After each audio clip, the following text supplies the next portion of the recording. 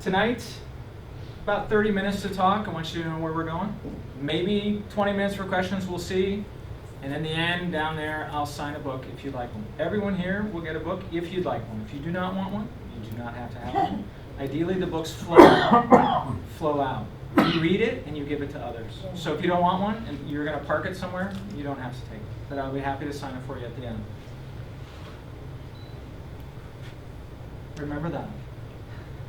Because I'm going to challenge your ideas. It's going to get uncomfortable. Last night I wrote a blog. I wrote a blog every night. That if you'd like to sign up later, you can sign up and get on it. But last night I talked about how I likened this talk to talking about a root canal. A root canal. Oh, yes. Or pulling out your teeth, whatever you want to call it. This is a difficult conversation to have. For you, probably more than me, because I'm actively hard doing something about it. So I may challenge your ideas, know that they're yours, and at the end, you can accept mine or keep yours. There is no pressure. Okay? That's what we're going to talk about.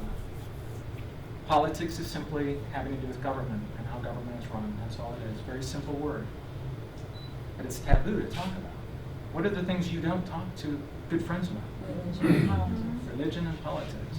We're not going to get into religion. There is no religion involved with what I'm doing. It has nothing to do with religion, but it has everything to do with that. And everything to do with being nonpartisan. It has nothing to do with the parties. Okay? I'm sorry.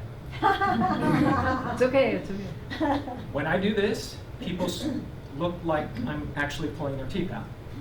I want to videotape this side because it is grim. I've thought about coming in with jokes in the middle of it to lighten it up, but I don't have many jokes. And what I'm doing is very serious and intense. So, just warn you, okay? I want to make sure we're warned. Now, the other thing I'd like you to do is remove the noise. The CNN, Fox, MSNBC, New York Times, push it away. Please put it away. They have trained us very well to think about our government in a certain way. We're all fighting amongst ourselves. So take the news and this other viewpoints and please just right now park them. Can we do that? Yep. Try? Yep. Okay? Yes. Yes. Yes. Are you ready? Yeah. Yes. Yes. Come in. Have a seat. Okay, so let's begin. The word reset kind of goes around 1847. It was starting to be used to cause to return to a former condition. I picked the name of the book very precisely. I want us to return to a former condition. And I'll talk about what is upsetting me about our government, and you are going to have your own things that upset you, I'm sure, or you would probably not be here. There's some things that very strongly upset me. That's where we're going. That's reset. Disrupt. We need to disrupt what's going on. To interrupt the normal flow or activity of. And it comes from Latin, to break apart. And you'll see why. We have a trend going on. There's a condition that's been going on for quite some time. And if we continue doing the same thing, what do you get? The same thing. It's not brain surgery. We have to change, and we have to disrupt. Okay? Disrupt. That. For me, that. And I will tell you, I am talking to you from my point of view. These are my ideas. And in the end, you can run away screaming if you like, or come get a book, whichever you like. Disrupt business as usual in DC. So who am I? I grew up in South Dakota. I'm just a guy. I'm not a lawyer. I'm not a professor. I'm not a politician. I'm not a pundit. I'm not a journalist. Not a billionaire. I don't run a nonprofit that is trying to get Donald Trump into office. I'm not. I'm a guy. And I'm not that either, even though now I am. But the reason I say this is I wasn't an author and I wasn't looking for another subject. So if you're an author and you have 8 books, what do you need to do for your 9th? You need a subject, right? If you have phones that you sell and you have model 1, 2, 3, and 4, what do you need to do next? You need number 5, don't you? Apple lives off of coming off with new products, don't they? I am not an author looking for another product. I did not come up with this as a brilliant way to sell all my books. I came up with this because I needed to solve a problem, and the only way I felt I could get it out is to write a book about it. It's a difference. I just want you to know who you're listening to. That's me at the age of 21 standing on the wall, Great Wall of China. I have been around the world, literally, as well as many other countries. I've traveled extensively. I have studied, actually, some of the politics around the world. So I'm not talking to you from someone who has sat in South Dakota and not gone anywhere. I went to the University of San Diego and I have a degree. I've been around the world, okay? Just to give you a little flavor. Doesn't mean a lot, just so you know who I am. I'm the CEO of this. I started this organization because I felt in order to do this properly, we needed a nonprofit. I didn't want you thinking I'm getting rich off of this idea. All proceeds from the book go to the nonprofit. I don't get anything from this. Okay?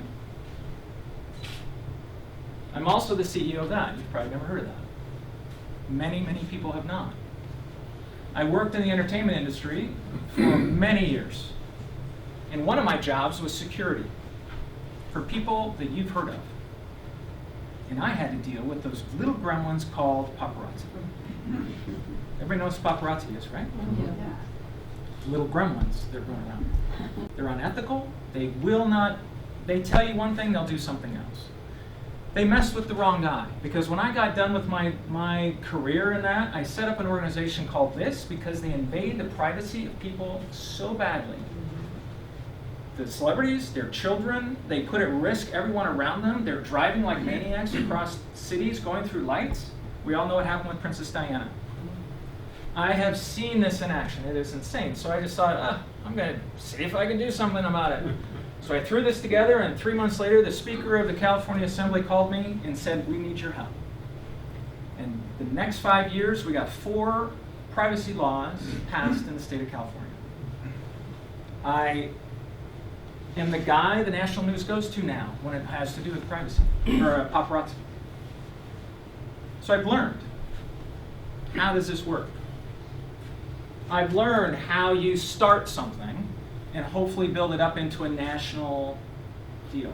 When something happens with the paparazzo now, and one time it happened, I had the Good Morning America Today show call me within 10 minutes to have me on. So I've learned how to build up to that. And really, honestly, it was a testing ground in many ways for this. I didn't know what this was, I just knew it was going to be bigger. I wanted to learn how you capture the attention and change, make actual public policy change. Because this is my concern, and it was my concern. This is what's called our national debt graph. Our country started here, and we're now here. And it's adjusted for inflation. How about that for kicks? Right? We had it paid off in 1835 for 3 months. Lasted 3 months. But there we are. That kept me awake at night and still concerns me. I don't see how we sustain this. And I know there's a lot of my son, when he goes to high school, college, it's kind of a hybrid. And his political science professor, it's not a problem. We've got it under control, GDP, percentage of GDP, all the reasons why. Really? Oh man, it drives me crazy. This is what I didn't know if I should go do. And I realized the other day, I'm the only one in the country doing this. Do you realize that? I'm the only person driving around the country so pissed off about this, about the debt, and about what's going on. Why aren't we rioting? Why aren't we doing that when we had Vietnam. We were upset. There are reasons why we're not. It's a very subtle, slow, quiet, and I wrote about it the other night too. It's a very happy death we're going down on. This is a very pleasant death. The sedation we're getting with the money that we're spending is very enjoyable. The cliff we go over will not be, but right now it's very enjoyable. So I felt I needed to write a book because what I found is what I feel is a way we can reset our government. But I missed it. I looked at all these other ideas, run for Congress, sign a petition. Wait a second, come back to this, no, that's too easy. And I kept coming back to it and finally go, that's actually the answer. But I missed it, and I think everyone might be missing it, so I wrote a book. Okay? Book's doing well, all 5-star reviews on Amazon. Great. We're not deep enough yet. We need millions of people rereading this book, but we're getting started. Only been on doing this a couple months.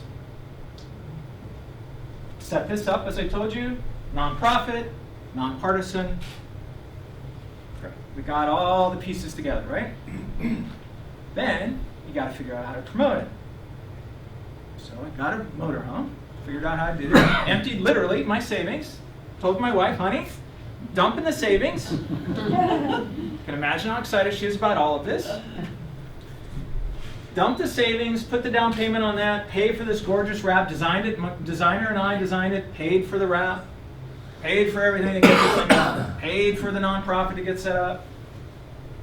Because you gotta look semi like a lunatic driving around the country if you're getting anybody's attention, right? Right. Right? Come on. Guy driving around the motorhome, I went to a bookstore owner and I said, I'm gonna get a motorhome, I'm gonna drive around with a book. He goes, now it's on the edge of looking like a wacko in a motorhome. I do know that. But it had to look cool, and I think it looks cool. And he also had to be named. Yeah. He has a name tag. If you go outside, you'll see he has his name tag on, so no one gets an idea. He's someone else. This is Nelson. Nelson was George Washington's horse during the Revolutionary War. Right? Isn't that appropriate? Yeah. Yes. Doesn't that look like George Washington's horse in the Revolutionary War? Yeah. So I'm feeling a little bit like Paul Revere, actually. I'm trying to stir up and ring the bell. It's time to wake up, actually. I hit a point. I don't know, you know that little, if you have a butterball turkey, if you remember those, there was this little thing that pops up when it's cooked, right? Remember that? That little dong.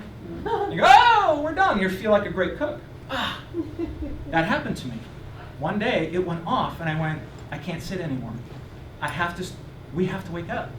I feel in some ways I'm the guy who's supposed to wake people up. That's my job. And I want you to know. It's the NSA. They're calling me. Stop talking. We're tracking you. Yes. It's time to wake up. We can't let this go anymore. We've gotten away with it for a long time. It's no more. We have to go. There is time to still turn this around. That's my job. I'm here to tell you that. You have received it? Yeah. Be in receipt of it. It is now your responsibility. We have to do something about this. So I picked up my motorhome in Ohio, and we went out on the road. We started in Iowa with the first primary. Traveled along in New Hampshire, and it snowed. I park in Walmart parking lots, because you can. It's free. Most Walmart parking lots. I camp out. And then you have people like this stop in the Walmart parking lot, knock on your door. This was in Iowa. It's raining. It's like 43 degrees, freezing. He's sitting in his car, reading, looking at the side of the motorhome, going to our website, watching the videos, got out, knocked on the door. I'm inside. I'm like, oh my God, open the door. I have to have this book. Do you have it in here? Wow, that's awesome. And I said, will you take a picture with me? Sure. This guy in the Walmart park, see Walmart right here, right? So I was walking into Walmart, and here was this guy. He looks friendly, right? No, he doesn't look very friendly. He's working over here, and I walk by, and I'm like, hey. He's grumbling at me, and I'm like, all right. So I go in, I Come back out, and I steer way wide, man. I go way over here, and I'm not saying anything to him. And he's way back there, and all of a sudden I hear, hey! I go, oh, God. Is that Clinton's rig? No, it's not Hillary Clinton's rig. That's my rig. Oh, really? Well, then we had a 20-minute conversation on everything he was upset about the country, about the government. Really? Yeah, great guy. I talk about all these stories, this is our website. I have a blog called 365 Days to Reset because I'm going to be on the road 365 days until November 8th, and I write about it every night. If you'd like to sign up afterwards and get on the blog, you get that in your email box. Jed, I can't remember his name. Anyway, I'm at a gas station in Iowa. Places where people run into me is gas stations, because you got to imagine Nelson takes up a huge space in a gas station. Yeah. The whole thing. So I'm standing there, and this guy's standing there. You know, you just watch their face. They're just like reading, like, what is that? Right? So I told him, and he was so excited. This guy is an electrician that's in the union. In that union, he said this year they're not listening to their bosses. They're not going to vote the way the union tells them to vote. He said, we're sick of listening to what they say. We don't care what the party is. We need someone to fix our country. Honest to God, that's what he said. I'm like, okay. He goes, can I get one? And I told him it's $20 donation. I give you a book. Whatever. Oh, I don't have the money. He drove for 15 minutes to an ATM, got cash. By now, I was over doing something else and came back, bought the book, and there he is. Amazing guy. Dion. Just their stories. I run into people all over the place. Now, they either do this. They either don't want to talk to you, so they're like this. Because they don't know what you're going to say, because it could be a wacko and motorhome. Right? Yeah. And I usually have a beard and stuff, so, ooh, watch that guy, a t-shirt on. Or they're just immediately riveted. Now, my wife and son got a little example. I literally just picked them up at the airport in Orlando. We went to Cracker Barrel to eat. We're pulling out of the parking lot. I think it was Cracker Barrel where we were. Pulling out of the parking lot, and here's this guy walking, he's old. He's like 60. And he walks up, and someone's saying, what is he doing? I go, he's looking at the motorhome. I know what they're doing now. So he's looking at the motorhome, and he stops, and we pull up, and he's right there. And he just stops and looking, and I said, Duggan, open the window. I go, hey, yeah, right? Shouldn't we do that? Yeah, man, you should put Trump across there. Okay, that's what we should do. Anyway, I'm just saying that people are engaged. They are engaged right now. It's very interesting. So I've done some radio. I've spoken at other places, and we've signed books. Stayed at a farmer's place in Illinois, and very nicely. And the next morning he said, I'm going to fill you up. Drove over, and he took it right out of his tank. Filled me up. This guy, I drove into a gas station in New Hampshire. This food mart, little place, and I'm huge. And everyone in the food mart just stops, and they just stare, right? And I know this now, and they stare. And they're kind of laughing. I'm like, yeah. It's fine. He comes out, and he's going to give me a hard time. Come, Sophia, sit. He comes out, and he's like, ha, yeah, and he stops. And I go, come on, what? Oh, he's going to give you a hard time. I go, I can handle it. Bring it on. Because I can't. I've read your book, and I agree with you. I drove into his park. This is the manager of the gas station. Drove into his gas station. He said, really?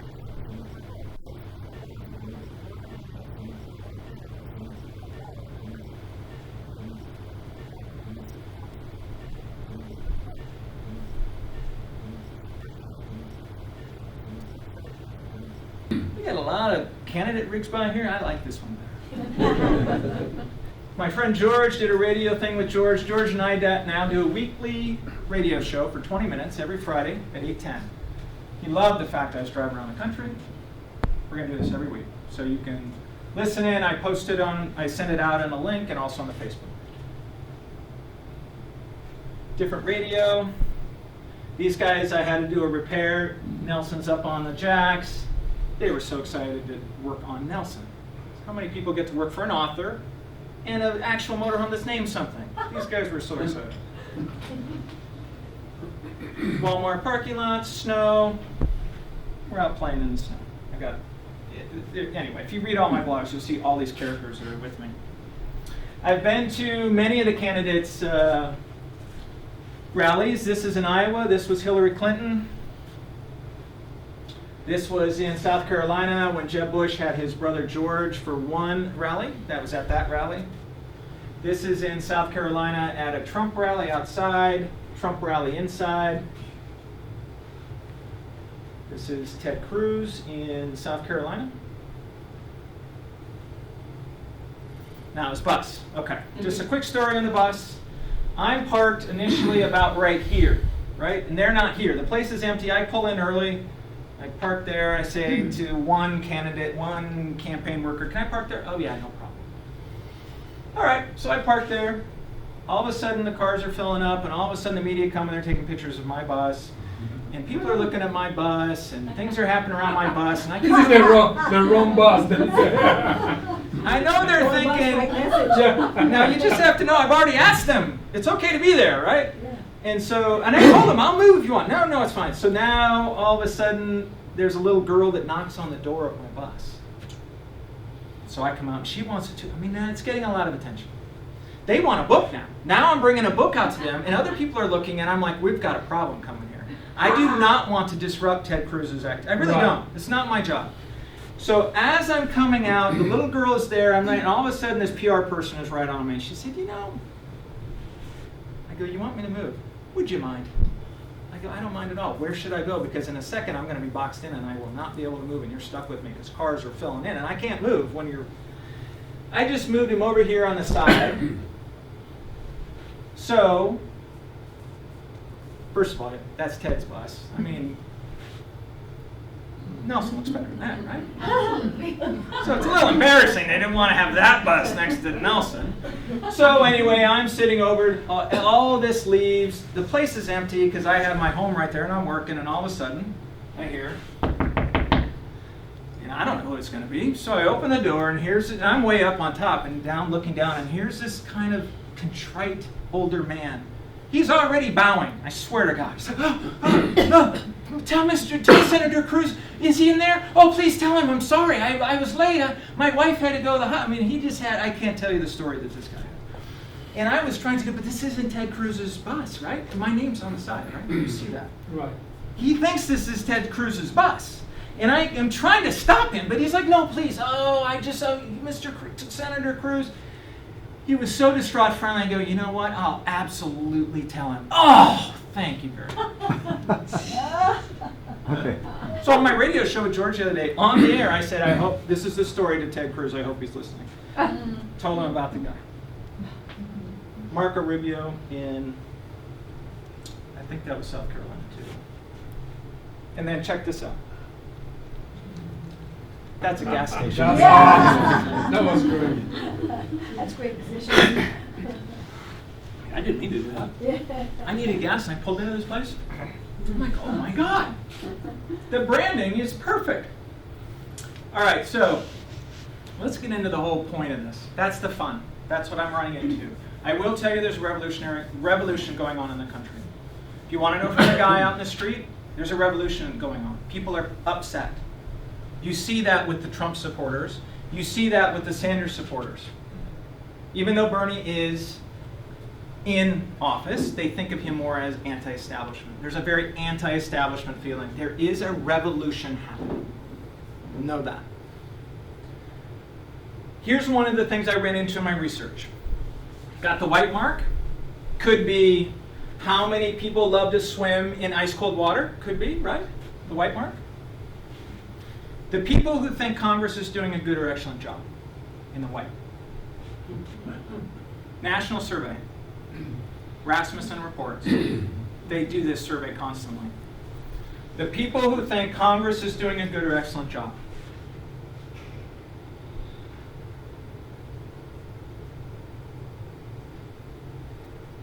Those who think the U.S. is headed in the right direction, in the white.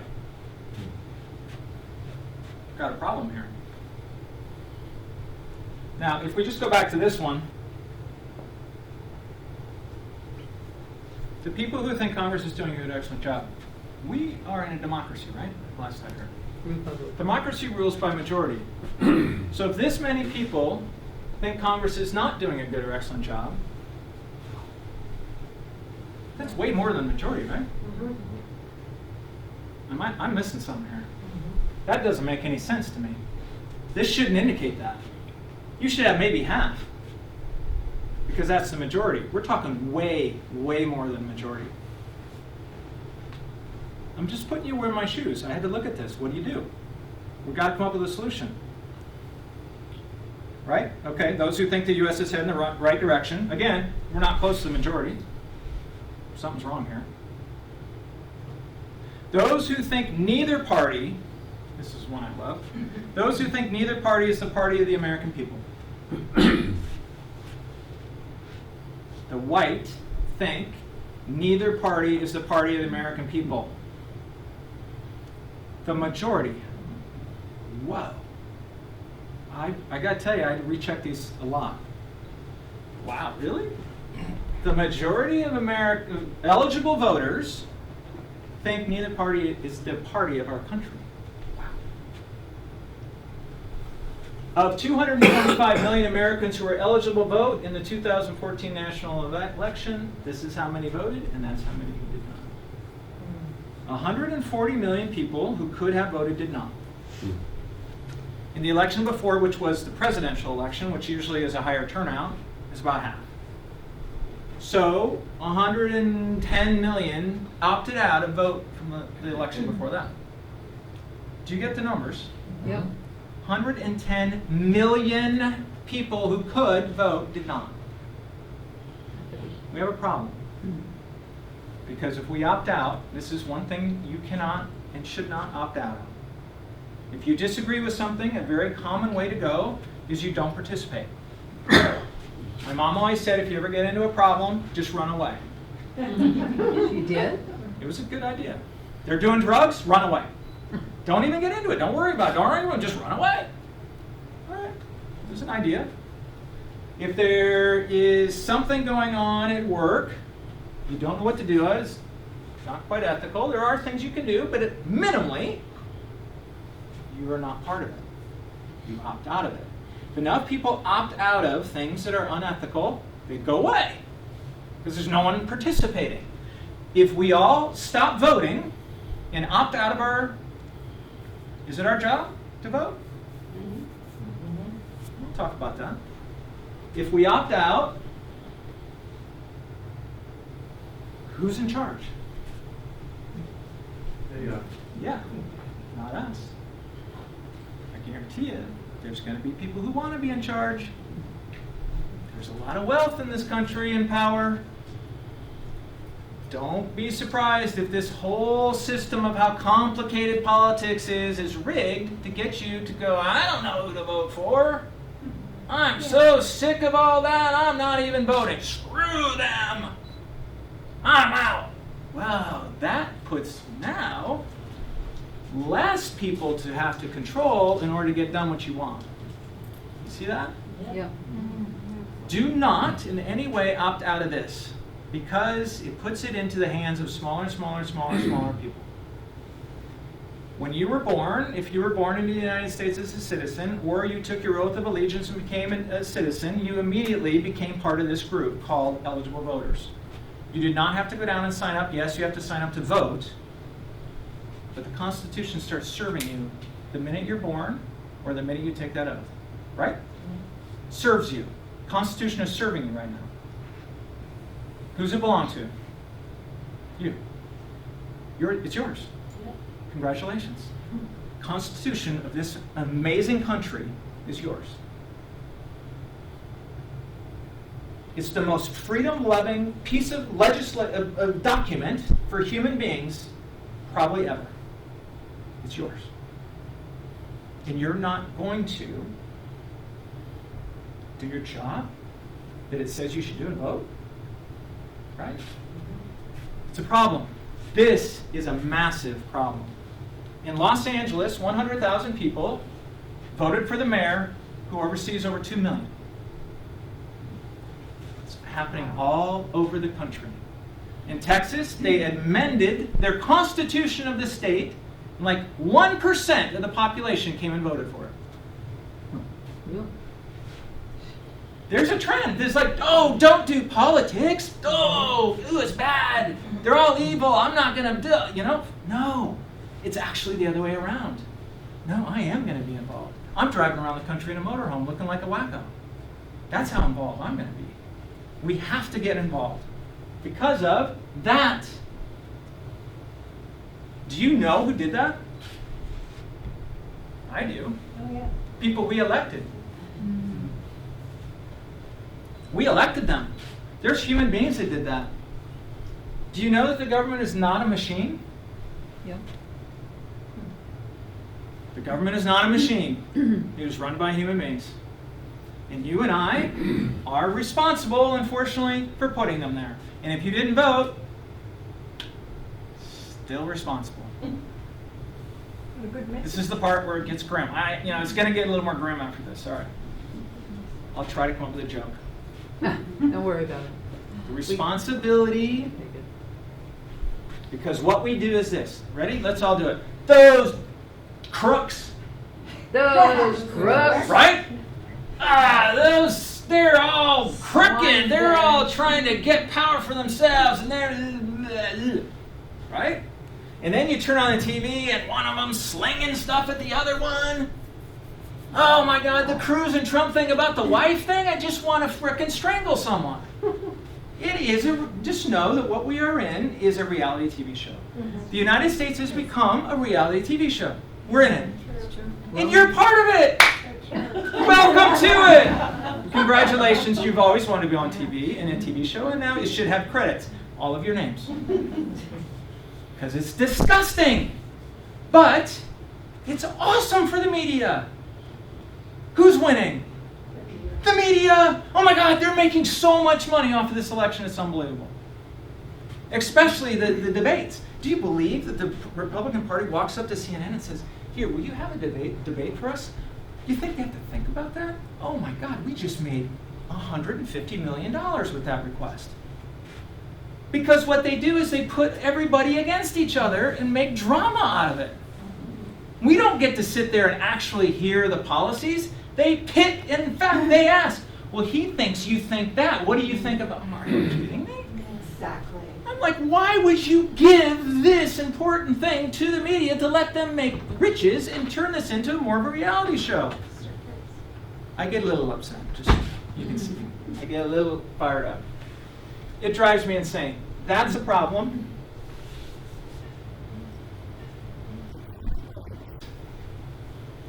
Did. Wasn't by accident. You didn't trip. Oops. Oops. Oh, we got $18 trillion in debt. Wow, how'd that happen? Didn't happen.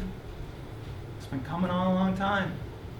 Know that there are people out there who are loving to get us to realize that debt is good. Go look on the net. There are guys who will back this up. In fact, I read the other one. The only way we can expand as a country financially is going to debt. It's the only way. Wow, I'm like, that is the most amazing thing I've ever seen. Now, what's the problem with debt?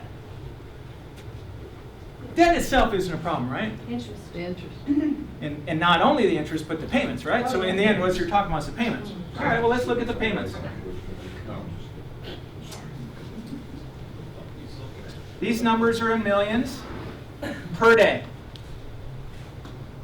Interest on the debt, we pay $633 million a day as a country in debt, in our interest payment. Just the interest. Just interest. We're not paying down principal. Oh, my God. We're never, just so you know, we're never going to do that. Let's just get off. We're never paying off the debt. We're right now just worried about this number. Now, if you want to compare, because I'm like, well, who cares? Maybe that's not very much money. Well, we spend $441 million, all told, in every service for our veterans a day. I'm like, wow, this 633 is looking a little bigger.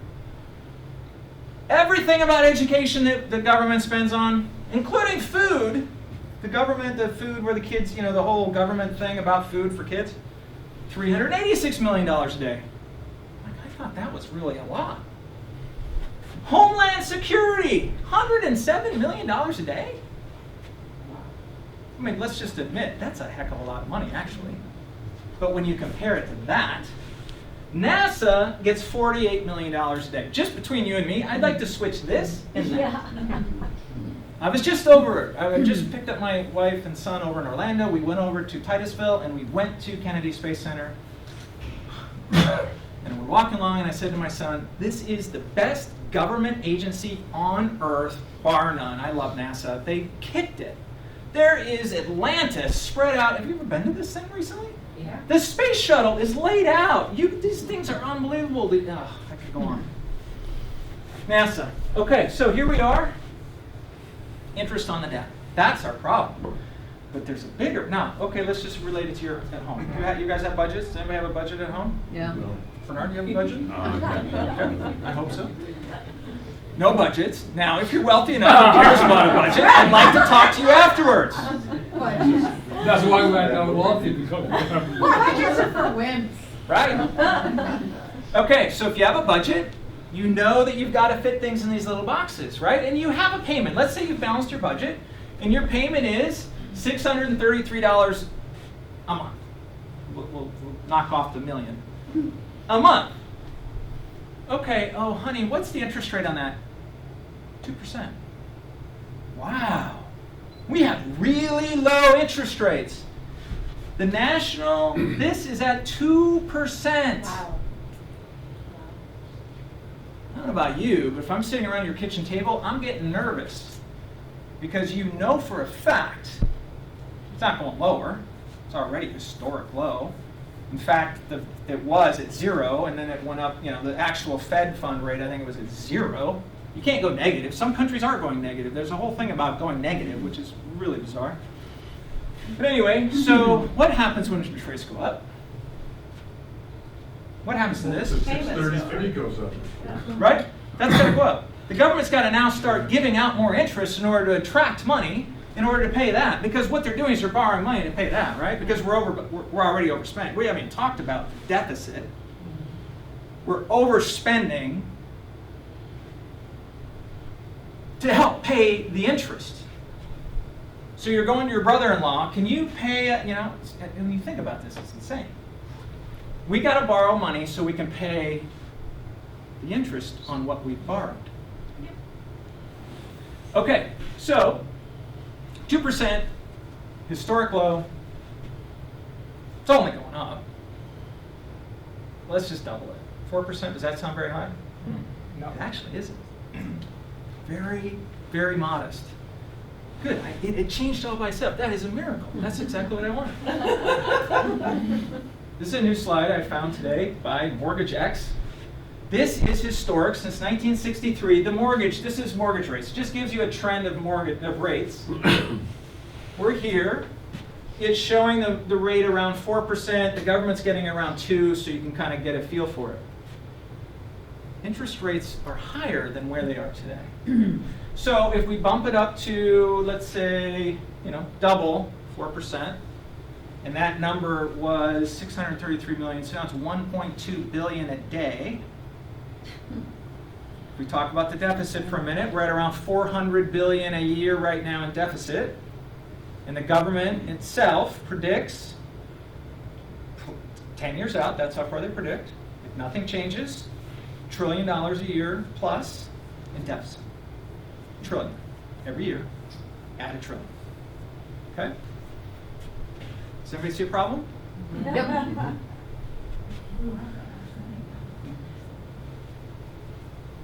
Well, that begs the question, what the hell's going on? There's something, right? I don't know if that makes sense to you, but I had to go to this. You're scratching your head. So what is the purpose then of our government? If it's not to drive up the debt and have huge interest, what is the purpose? Well, where do you find the purpose? Constitution. There's only one thing. Declaration. Declaration of Independence. Declaration of Independence is not a legally binding document. It's part of it.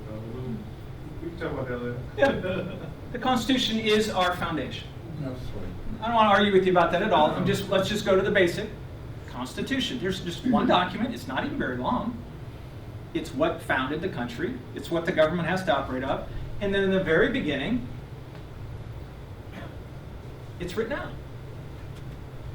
We the people, in order to form a more perfect union, establish justice, ensure domestic tranquility, provide for the common defense, promote general welfare, secure the blessings of liberty, for ourselves and posterity, do ordain and establish this Constitution. Right? Right. Oh my gosh. It's actually at the beginning of the Constitution, the purpose. Anybody here have a business? Yeah, Do you have a purpose in that business? yeah, You go for the purpose of your business, or else you're not doing your business, right? right. Okay? One thing we need to look at is that. Promote the general welfare. This is so general, it's kind of gotten us in trouble, but it also includes the part where we also get to have businesses thrive, make money, have enough money to buy a house, have enough money to get a job, have interest rates not through the roof. General welfare, okay? That's part of that. All right, so we got the purposes. So who's in charge? People. Well, the people are, but there's actually people actually working every day that we send there. Because we're not a democracy, right? You know that. Yeah. We're a republic. We figured out we're not going to all have a way to have us all, because if you're a democracy, everybody gets to vote on everything. So I'm going to vote for you. Please go up to that place. I got a farm still. I got stuff to do. If you wouldn't mind going up there and just making sure everything's taken care of for me, I appreciate it. So that's what we set up. Republic. Go do that. I got my other stuff to do, and I'm going to live my life. And that's your job.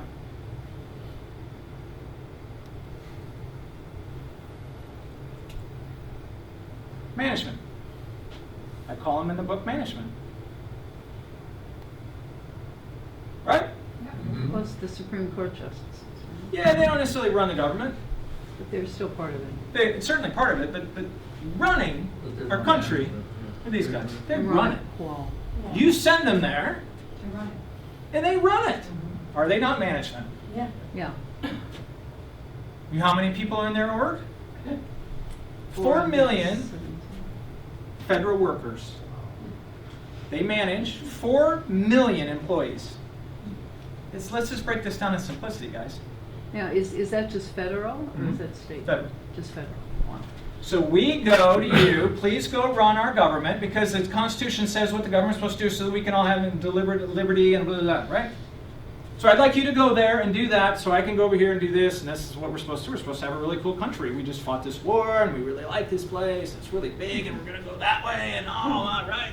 So I'd like you to go there and do that while I do my thing. And then now we have 4 million federal employees, and they're in charge of it, so they're management. I'm pointing this out because they're not a machine. These are humans doing this. People. I know them. I know 2 senators from South Dakota. I know personally. One was my insurance agent. The other one I used to work with. From a little tiny state. I know them both. Really? They're not bad people.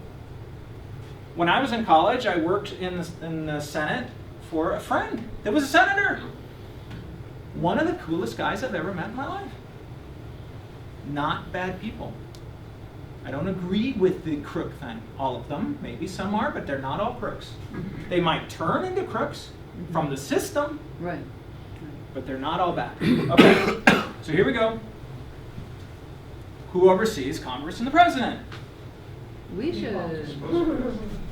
Well, if it isn't us, who is it? We hired them. John Rockefeller. It's The blue. Constitution says who's in charge. Okay, I'm still going with the Constitution. And the press should be overseeing that too. The press should be overseeing. The press. The press doesn't oversee. The press looks in and exposes. They don't have any say in who's in charge. We're the only ones, based on the Constitution, get to say who's in charge. Now, if this is completely redundant and you're like, oh my God, did I come here just to hear this guy say this? We're getting to the punchline. Because we've got to solve the problem. We oversee these guys, right?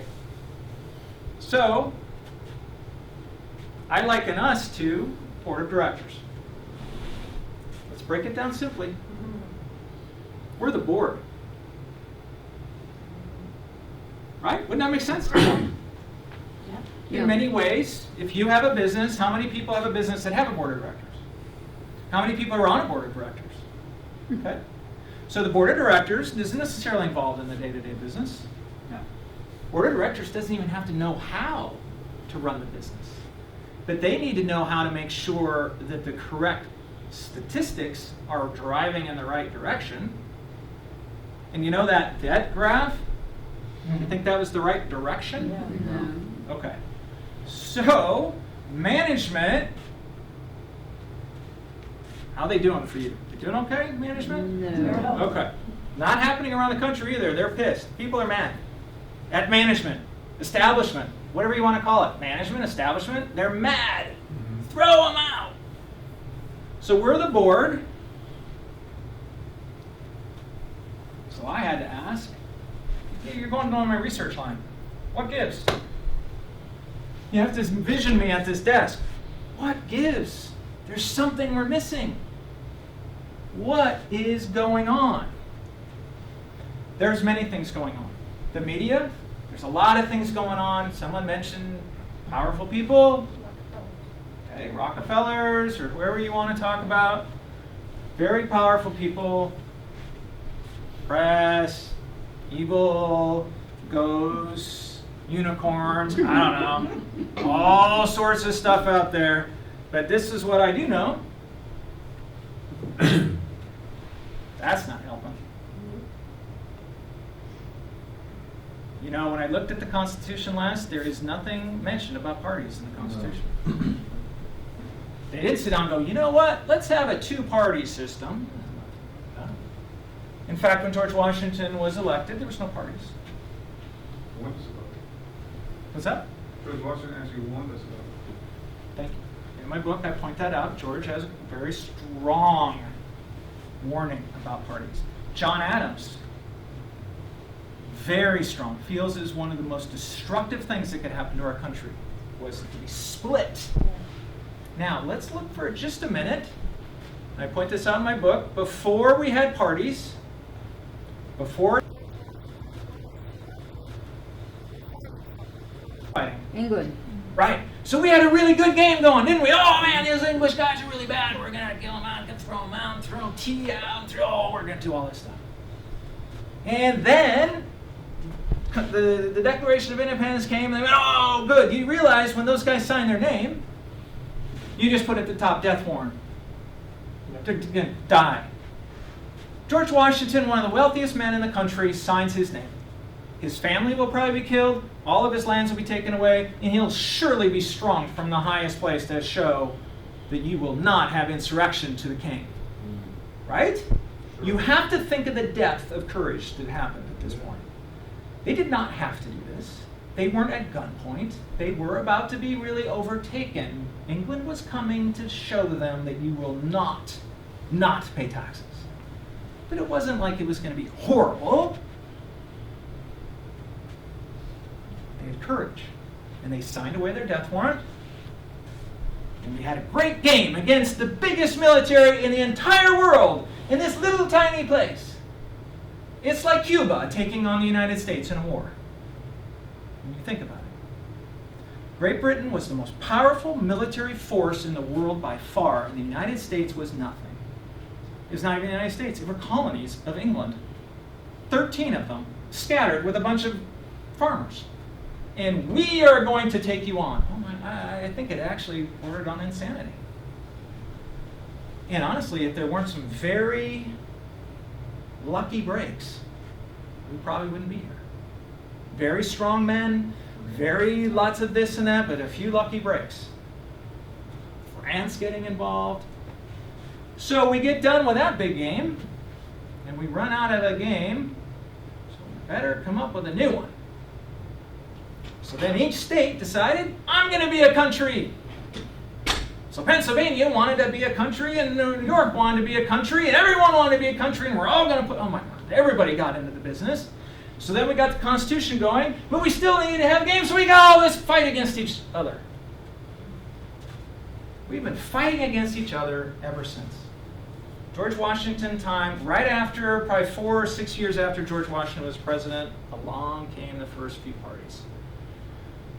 Now, I don't know if it's good or bad that we have parties. All I know is it's divided us. It's divided us. And I just know the results. We had 19 actually. When I started the book, it was at 17. I had predicted to be 18, and now we're at $19 trillion in debt. I just know the results. I'm just trying to look at the results. My question is, isn't there something we all can agree on, even if it's a Democrat or a Republican? I think there is.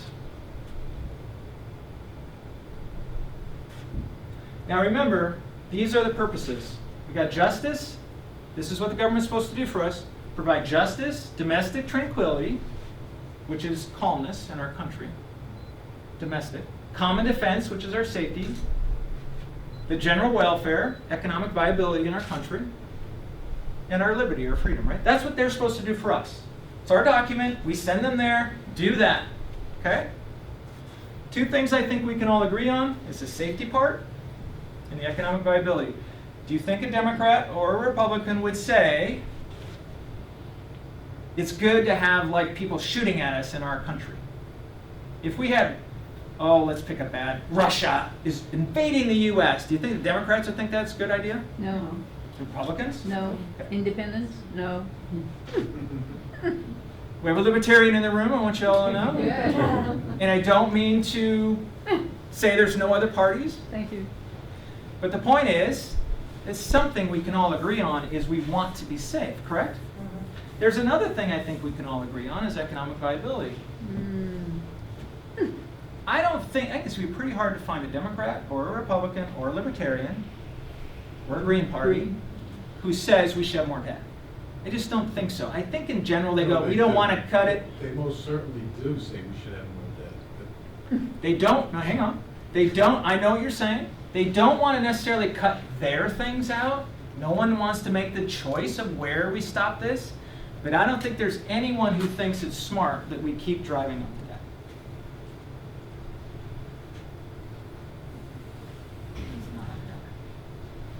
It's possible. And if that's true, to me, they're treasonous to the country. Right, because they're not going to go on record with that intention. It's not helping the country. If they have good intentions for the country, I don't think they'll agree that we should have more debt. Okay. So, as we all know, there's some information that's more senior than other information, correct? If we don't fix the economic debt situation in our country and we go down, does it matter if we have gay marriage? No. No. Does it matter if we have guns? No. Gun laws? No. Well, it My point is, the laws of any kind won't matter. You'll have your guns. It won't matter if you have laws. It won't matter if you have bank accounts.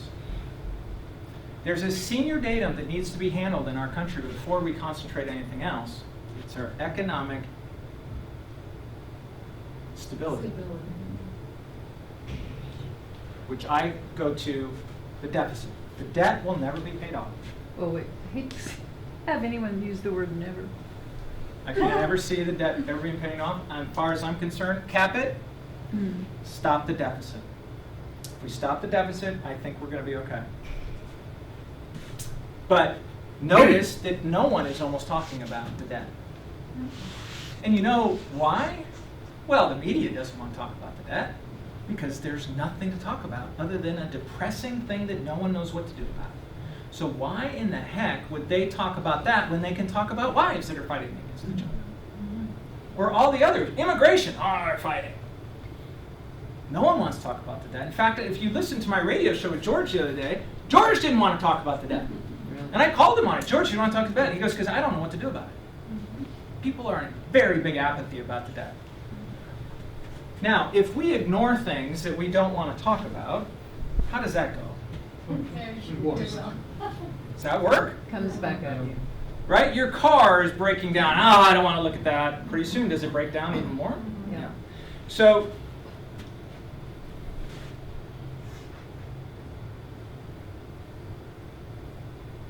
we got to talk about that.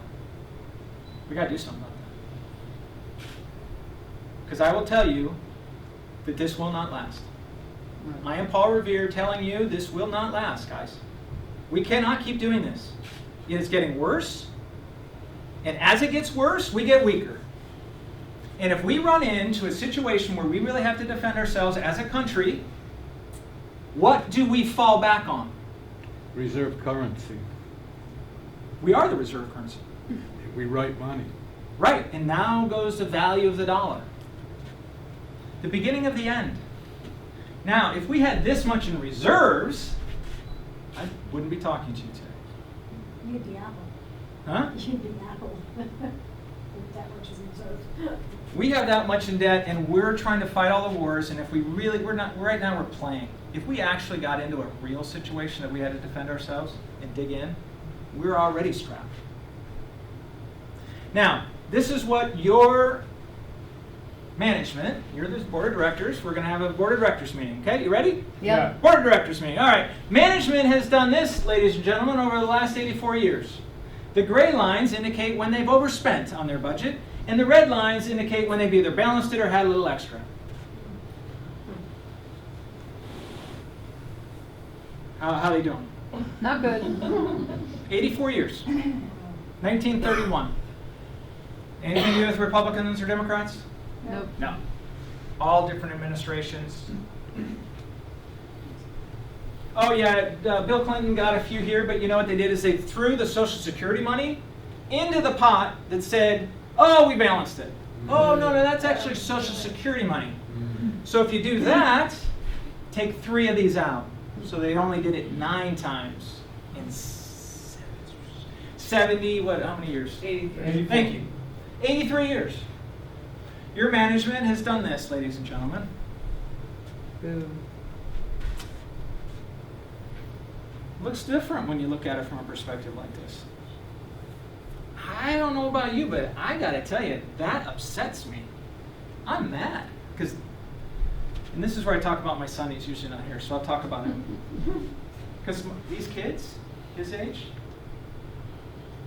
they know this is a problem. That debt. My son, if you weren't here, I'd tell you, they know they're screwed. Online? Am I right? I don't think so. I got that you don't, from their point of view, and that's fine, hang on. I got in an Uber car in Philadelphia. Here's this 28-year-old guy driving, he found out what I did about the debt. He goes, oh, we're screwed. We've got to take care of it. We're the ones who are going to have to deal with it. Right? I told you it was going to get grim. I'm sorry. Anybody have a good joke? We're okay. Yeah. We're okay. What do you call a deer with no eyes? What? No idea. I'll have to use that in the future. Okay, so we're ready for a little more. You guys missed the fact that this is a root canal. More root canal? Okay. What's the only power you have over your government? Voting. How many votes do you have? One. Well, That's it it. depends on where you live. If you're dead or not, dead people vote a lot around here. If you're in Chicago, there's more There's than some Chicago votes. That's it. That's all you get. The Constitution says you get this, and that's all you get. Now, if you sign a petition, does the government have to listen to you? No. If you march, do they have to listen to you? No. If you burn yourself in effigy in the steps of the Supreme Court, do they have to listen to you? No. That's it. Now, I told my friend who was in here earlier about this one day years ago, and she said, I'm not sure we actually have that anymore. There's people wondering if this is actually happening, or do we actually still get our vote? I believe we do. That's kind of where I'm at. So that's all you get. The trick is how you use it. This is where we get to how I suggest you vote. We're going to change the system. We're going to vote on performance. But not performance on the guy that's your local district, the entire body. Washington and local, or just Washington? No, my point of local is You can only vote for the guy that's from your district. You can't vote from the guy that's from my district in Washington State. You only can vote for yours, right? So Congressman Joe, who's from Pinellas County, if you live there, that's all you can vote for. You can't vote for Carl Jones from Wyoming, who's also in Congress, right? So you can't vote my guy out. You can only vote yours.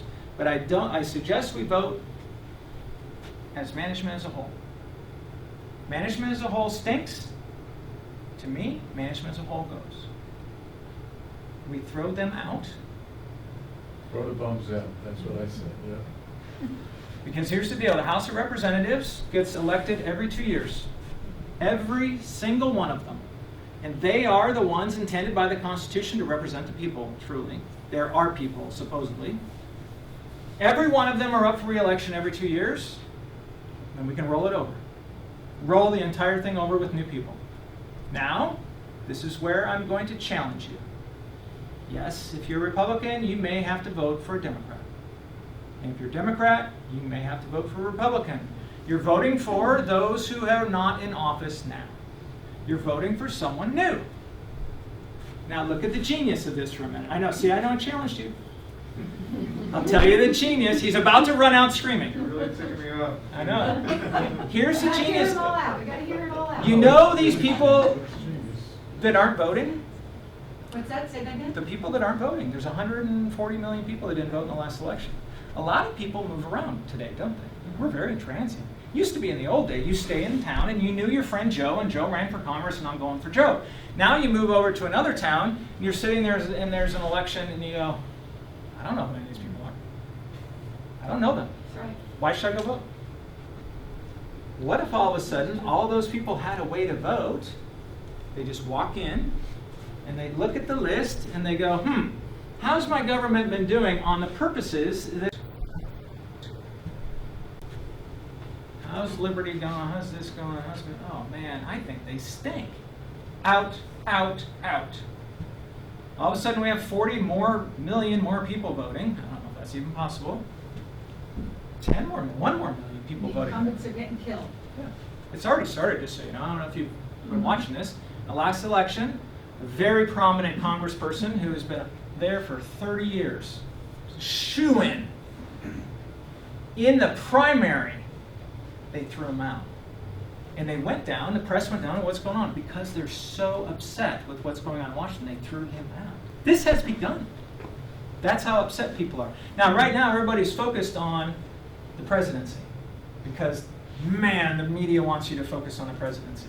Because that's where the money is for them. Congress is where it's at. Yes, the president's important. But we're going to have a new president. Not much we can do about that. Whatever. Congress passes everything to do with money in our country. Congress is responsible for that line going. We'll do questions here. Okay. Just in the end, we'll have questions. Congress is the one that passes money legislation. The Senate handles foreign affairs as well as the president. So we can roll over a third of the Senate and the entire House in one election. And if those guys don't do the job, in 2 years, we do it again. Do you know in 6 years, we can have an entirely new, all new people in Congress. But what we're doing is we're exercising our rights to show them that we're actually in charge. We're re-establishing the line. Who's in charge? The people are in charge. You don't listen to us? You're gone. You want to listen to special interests? You're gone. You need to listen to us. And that's what's been missing, because people stop voting. People don't have to. And also we're separate, we're fighting. To me, this is what's at stake. That's what we're missing. That's what's at stake for me. Yeah, May not be for you, no, it is. but when this country was formed, 1787, when those guys signed that document, 57 of them put it together, and the rest of the world heard about what it was, it set the world free. It set them free. I did a blog the other night. The last republic we had, Roman Republic, ended just before Christ, when Caesar took over. And for almost 2,000 years, man was subjugated, enslaved, used. There wasn't another republic that came right after it. It wasn't like, oh, let's have another one of those. Replace it. Right. Almost 2,000 years until we had a fortuitous event. We had this country. Let's get those darn indigenous people out of the way. Got rid of them. Got the right guys in the room. Won this war. Formed this republic. And I don't know how those guys decided to do that, because you got George Washington, who's rich. All these guys are rich and powerful, and they decided to give it over to the people out there farming who couldn't even read. Right. Think about this. This is insane. That they just won this war. They could have taken it over as a monarchy, and everyone just divided up amongst themselves.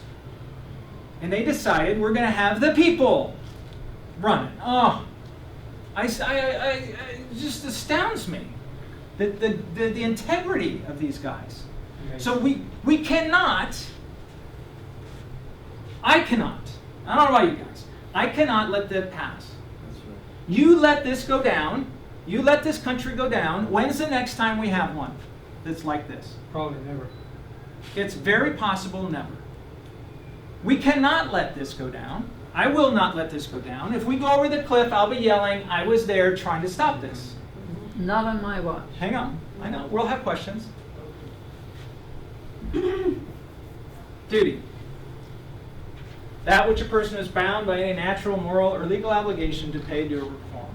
That's why I'm here. I feel I have that duty. I just do. Right, Shannon? Yep. I don't know why. I do. I feel I have this. This is a special time we're operating in. We walk around as if it's nothing. Oh, wow, this is cool. I get to go watch a movie tonight, and I can tweet someone, and I can go over here and get a Starbucks. We live in the most free time for thousands of years, and it's eroding away right in front of us. All right. Who else do we have a duty to, in my opinion, and actually why we're sitting here, is our children. As a father, I feel I have a duty to give my kids something better than I had in my lifetime. But if we look at this is the graph that is going to be in 10 years. We have a third grader. In 10 years, when he turns 18, the debt is projected to be at $25 trillion. I think it'll be even more, but that's what the government's predicting. So here we are with our debt, with our kids. Does anybody know what a fiduciary duty is? You have a duty. If I take over your asset, you're going to go play. Sean, take over my assets. Sign a document. My duty is now to protect your assets as well as I possibly can. My duty. Do we not have that duty to our kids? But not just at home. Isn't it their country too? If you have a 15-year-old kid, is he a citizen? We have it on loan from them. Is a 15-year-old a citizen of the United States? Yes. Is a 2-year-old a citizen? Yes. Do they have as much right to be a citizen as you? Yeah. But they can't vote, right? They can't sit on the board and vote. So the board, doesn't the board have a fiduciary duty to take care of the country so that while these little kids are learning how to tie their shoe and figure out what's going on until they get 18 and we turn it over and go, here you go. How'd I do? Sucky. Fiduciary duty is what I think I have to these kids. Now, I came up with the idea that I was just going to do this tour, not to adults. So I talk about my wife. I said, Shannon, she's a teacher, I'm going to do this only to schools. Think of the genius. I still think it's genius. I'm going to go only to kids under 18 and talk about what's going on this entire presentation. Put yourself in their shoes, right? Here's the kid sitting there, right? And they're watching the debt, right? And then they see this, and they're like, what? And they're like, who's doing this? Imagine the kids. This is what they get to look forward to. I thought if I go into schools, and like, oh my God, look at this, now, who are they going to go home and talk to? Who? Parents. Oh my, wouldn't there be a revolution? I'd be strung up. The schools would get in trouble. The kid would come home. Would he be happy or upset? Upset. Right. If I can't freely tell the children of America what we are doing to their country because it'll upset them, are we doing something wrong? Yeah. You know what I'm saying? Yeah. Don't tell them that! You gotta show them Barney. Don't show them this. Honestly, sit there and think about this for a second. It is what it is. It is absolutely absurd, not okay, unethical, stupid, criminal, in my opinion, Yeah. that we cannot tell our children, no, we can, I'm not saying we can't, that we feel uncomfortable telling our kids how we're taking care of their country. Something is wrong here. My duty is there.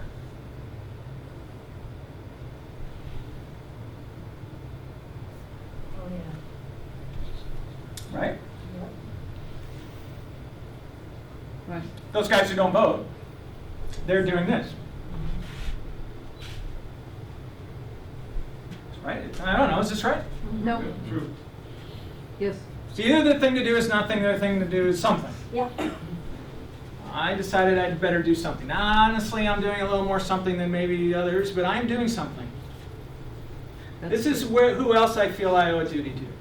Recognize that building? Philadelphia. Independence Hall. Constitution was written right there.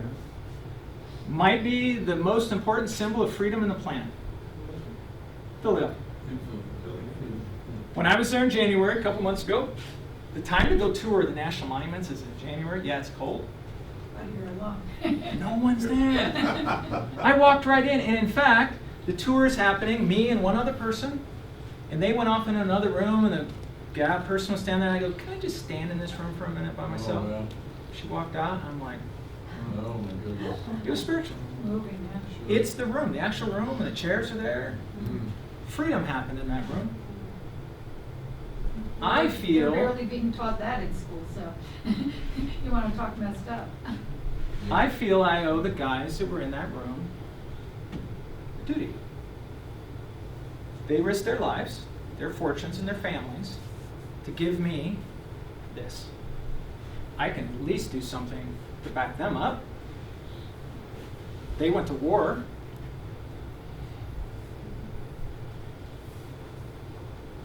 And how about the people that have defended this? How about the guys who died in the wars? Women. Men. Who fought. I have a friend that served in the military, jumped out of planes, he's crippled for life. We've had people die for this. I think we owe them a duty to not let this thing slide away into nothing.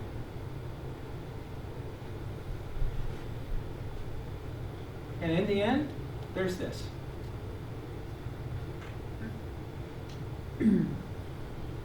Right? Right. Bernard gave me this last time. Ah. And Right. when should we do it? Yesterday. I mean, I honest to God would like to just go home and wait. I think we wait. How many years? Let's count. Should we wait 20 years before we do this? No. Really, honest to God, that's how rough it is. That little butterball thing, it told me I can't wait anymore. I wanted to wait.